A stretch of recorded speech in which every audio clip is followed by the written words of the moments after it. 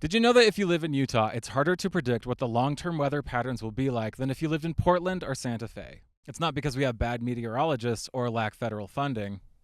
It's because of our geography. It's easier to make long-term predictions about rainfall in the Pacific Northwest than it is in Utah. In the Southwest, models can better forecast future winter weather than they can here in Provo.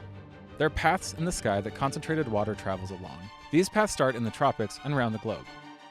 By collecting data along these paths, scientists can model what will happen along the west coast about 10 days ahead of time.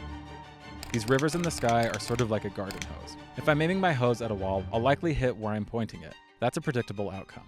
But once that water is splashing against that wall, where the water ends up is a lot less predictable. Before reaching inland states like Utah, these rivers in the sky first hit a wall in the form of the Sierra Nevada. The sky rivers release much of their moisture, and currents are stirred up in chaotic, less predictable ways. The water that does end up making it to the Rocky Mountain Range is carried by air currents that rise when it reaches those mountains, causing the water in the air to quickly cool and fall as rain and snow.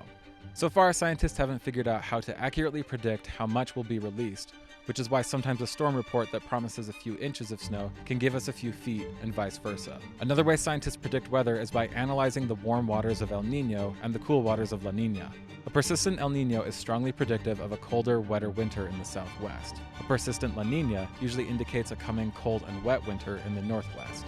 But there's a large region that falls in between those two areas of greatest impact, and that region can be affected by either phenomenon or none at all.